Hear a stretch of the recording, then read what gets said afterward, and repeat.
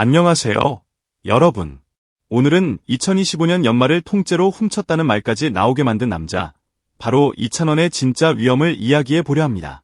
KBS 가요대 축제와 연예대상 MC, 3연속 하프 밀리언셀러, 그리고 팬덤이 만든 선한 영향력까지 왜 올 연말의 주인공이 이찬원일 수밖에 없는지 하나씩 짚어보면서 그의 2025년 연말 정복기를 본격적으로 파헤쳐 보겠습니다.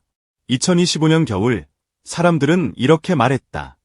연말은 KBS 것이 아니라 사실상 이찬원 것이라고. 연예 기사 댓글창마다, 팬카페마다, 심지어 일반 커뮤니티에서도 똑같은 문장이 복붙되듯 올라왔다. 올해 연말은 그냥 이찬원 시즌이라 봐야 한다. 과장이 아니라 한 사람의 이름이 공영방송 KBS의 마지막 페이지 전체를 덮어버린 순간이었다. 그리고 그 압도적인 장면을 관통하는 한 줄의 문장이 바로 이것이었다. KBS 연말을 통째로 도둑맞은 남자. 2025년 대미를 장식한 이찬원. 이 모든 소동의 불씨는 의외로 소박한 한 편의 쇼츠 영상에서 시작됐다. KBS 공식 유튜브 채널에 올라온 짧은 영상 한 개. 제목도 자극적이었다. 그런데 사람들의 심장을 진짜로 후벼판 건 영상이 아니라 설명란의 한 줄이었다. 2년 연속 입후보 마친 대상 후보 이찬원의 충격 실체.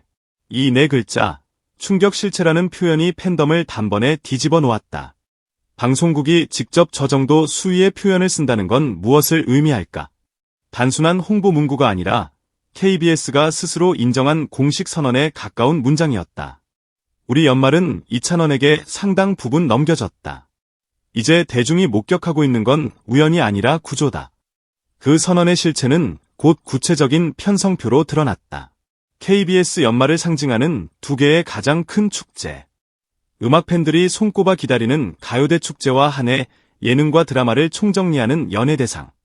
이 두 무대의 한가운데에 서 있는 얼굴이 똑같이 이찬원이라는 사실이 밝혀진 순간 사람들은 탄성을 내질렀다. 단순히 라인업에 끼어있는 출연자가 아니라 행사의 흐름을 끌어가고 분위기를 주도하는 MC로서 두 무대를 모두 책임지는 존재. 여기에 더해 연예대상에서는 작년에 이어 2년 연속 대상 후보에 이름을 올렸다. 역대 최연소 남자 솔로 수상이라는 기록을 세운 바로 그 무대에 또다시 호출된 것이다. 언론의 헤드라인은 곧장 바뀌기 시작했다. 이찬원 KBS 연말 싹쓸이. 이찬원 KBS 연말 무대 시상식 섭렵. 대세 입증. 가요와 예능을 동시에 준 남자. 연말 가요 예능 올킬 예고. 기사 제목들은 조심스러운 예측이 아니라 이미 벌어진 사실을 옮기는 것에 가까웠다. 2025년 KBS 연말의 주어는 프로그램이 아니라 사람이었다. 그 주어의 이름은 분명했다. 이찬원. 공영방송의 한 해 마지막 페이지를 이찬원을 위해, 이찬원을 중심으로 채워가겠다는 묵시적 선포와도 같았다. 그런데 여기서 흥미로운 질문이 하나 떠오른다. 도대체 무엇이 이런 상황을 가능하게 했을까? 단지 팬덤이 크다고 해서, 단지 성격이 좋다고 해서 공영방송이 연말을 통째로 내줄 수는 없다. 가요 프로그램과 예능 시상식이라는 서로 다른 무대에서 모두 선택받는 사람. 그것도 연속으로. 그를 설명하는 한 줄짜리 수식어로는 도저히 부족한 지점이 있었다. 그래서 사람들은 점점 더 깊이 파고들기 시작했다. 이 남자의 진짜 위엄은 도대체 어디에서 나오는 것일까? 그의 행동을 자세히 들여다보면 또 다른 공통점이 보인다. 누군가 시키기 전에 먼저 움직인다는 점이다. 여행지에서 필요한 게 보이면 누가 부탁하기도 전에 스스로 나서서 챙긴다. 자신이 즐겁게 경험한 음식이나 기념품이 있다면 스태프 인원수를 하나하나 세어가며 전부 사서 나누어 준다. 단순한 호의가 아니라 습관처럼 배어있는 배려다. 여기에 더해 놀라운 기억력까지. 연년도 어느 지역에서 열렸던 행사를 정확하게 떠올리며 그날의 공기와 관객의 함성까지 다시 이야기해준다. 그를 가까이서 지켜본 사람들은 말한다. 이건 그냥 착한 사람이 아니라 자연스럽게 주변을 이끄는 리더의 태도라고. 이 따뜻한 품성은 그의 음악에도 그대로 스며든다. 정규 2집에 실린 자작곡 빛나는 별의 탄생 비화는 지금도 팬들 사이에서 회자되는 대표적인 일화. 최고의 히트곡 메이커로 불리는 조영수 작곡가와 상해 한 번 없이 각자 곡 작업을 진행했는데 두 사람이 똑같이 별이라는 주제를 떠올렸다는 이야기. 우연 같은 장면은 많은 사람들에게 하나의 상징처럼 받아들여졌다. 이찬원의 음악은 시장의 요구에 맞춰 계산된 결과물이 아니라 사람의 마음과 마음이 우연처럼 만나 만들어낸 교감의 산물이라는 해석이었다. 괴산 여행 에피소드는 팬덤 문화까지 바꾸어 놓았다. 영상이 공개된 뒤 팬들 사이에서는 새로운 단어가 탄생했다. 노민수.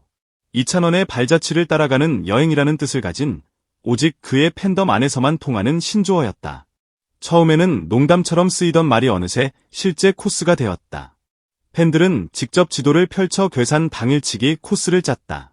그가 극찬했던 쏘가리 매운탕 식당에서 식사를 하고 괴산 아쿠아리움에 들러 물고기 밥을 주며 아이처럼 웃던 장면을 그대로 따라한다. 마지막 종착지는 해가오리 인형 코너. 이찬원의 웃는 입모양을 꼭 닮은 가오리 인형을 사는 것이다.